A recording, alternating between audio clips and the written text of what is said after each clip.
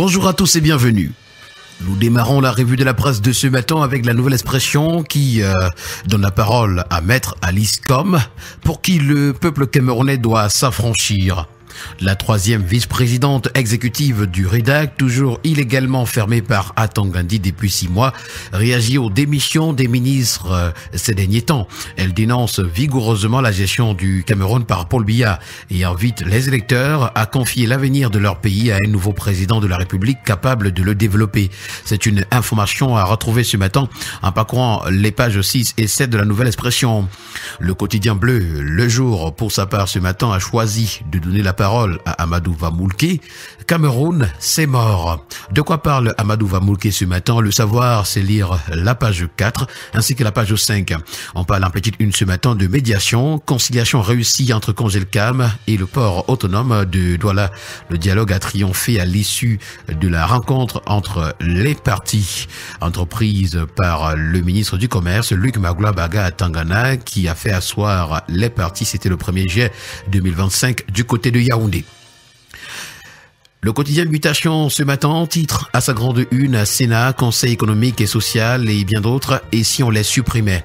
C'est l'une des lignes d'après le journal de l'offre politique de l'ancien économiste au FMI, Jean Bouga Agbé, candidat à l'élection présidentielle. Le panafricaniste envisage également de supprimer le poste de Premier ministre s'il est déclaré élu. Nous avons également le quotidien Le Messager qui en parle également lorsqu'il titre présidentiel 2025 pour un Cameroun nouveau. Candidat donc panafricaniste déclaré au scrutin d'octobre prochain, le docteur Jacques Bouga Agbé, expert en politique budgétaire et monétaire ainsi qu'en gestion des finances publiques, déroule donc les grandes lignes de son programme ce matin des pages 5 à 7 du quotidien Le Messager.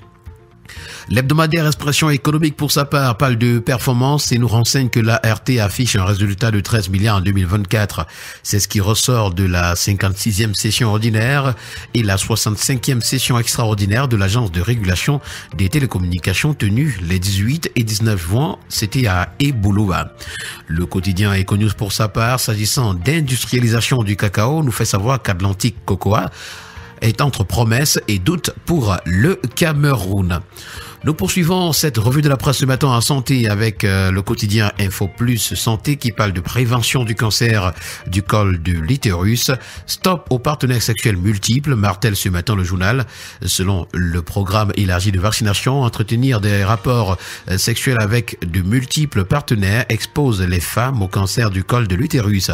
Il en est de même des relations sexuelles précoces. Pour protéger ces dernières, les parents sont invités à faire vacciner gratuitement les enfants âgés de 9 ans contre le papillomavirus humain, principal vecteur de ce type de cancer.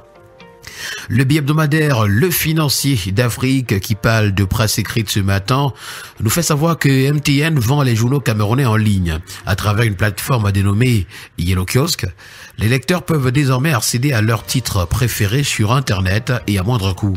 Lancée le 1er juillet 2025, cette application est le fruit d'un partenariat entre l'opérateur de téléphonie mobile et la Fédération des éditeurs de presse au Cameroun. Nous poursuivons avec le bi-hebdomadaire L'Équation qui revient sur la journée mondiale de l'habitat. La vision de modernisation des villes vue par le chef de l'État nous est présentée ce matin à la grande une. Le quotidien Info Matin pour sa part revient avec l'affaire Congelcam contre le port autonome de Douala et nous renseigne que Sirius Ngo joue avec le feu. Le bi-hebdomadaire Diapason qui parle de gouvernance ce matin, titre 40 ans de promesses et de fractures. 4 décennies après son arrivée au pouvoir, le Rassemblement démocratique du peuple camerounais draine un paysage socio-économique contrasté. Entre réalisations visibles et frustrations sociales, le parti fait face à une population de plus en plus exigeante. À l'heure de la grande mobilisation, l'on évoque l'urgence au sein du RDPC d'une grâce présidentielle pour les bâtisseurs d'hier.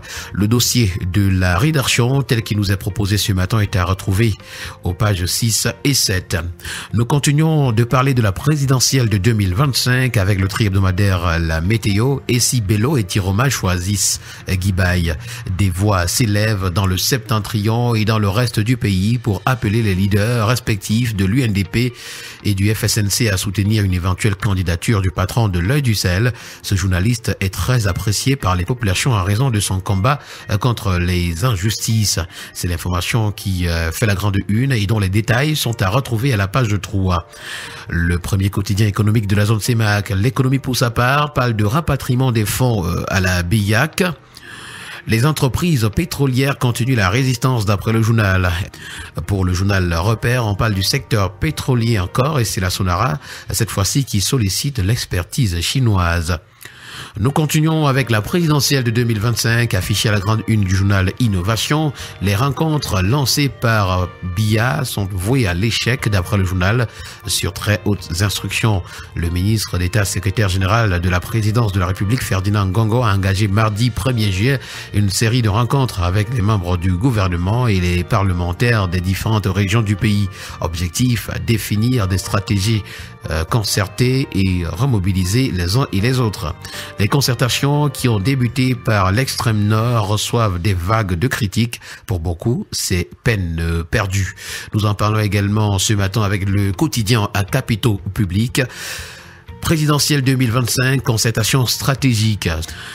Le quotidien Vert Émergence, pour sa part, ce matin, s'interroge à sa grande une. Retrait du FSNC et de l'UNDP. Que reste-t-il de l'alliance BIA Grand Nord? C'est l'interrogation à retrouver à la page 5. Ouastéco, pour sa part, s'intéresse également à Issa Tiroma et Bello Bouba, qui défient Paul Biya. L'ex-G27 du SIF s'invite dans l'équation du Grand Nord, nous renseigne également le journal. Et puis branle-bas de combat pour la présidentielle de 2025. Et les CAM annoncent un faux record de 8 219 210 inscrits. Journée mondiale de l'habitat, 39e édition. C'est Célestine Ketia-Cortez qui met Bafoussam en vitrine. Nous avons le quotidien L'Info à chaud qui parle également de tractation dans l'optique de la présidentielle d'octobre prochain. L'UNDP et le MRC main dans la main.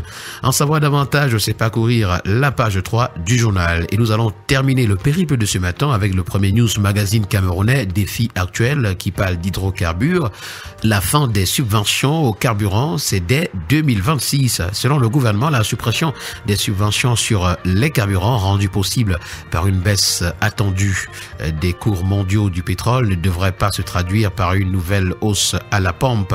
Une décision qui soulage les finances publiques après un effort budgétaire de près de 2000 milliards de francs CFA mobilisés depuis 2022 pour subventionner les prix des hydrocarbures. Et voilà qui a permis de mettre un terme à cette autre sortie de la revue de la presse. Merci à vous. Au plaisir de vous retrouver demain pour une autre édition. Bonne journée.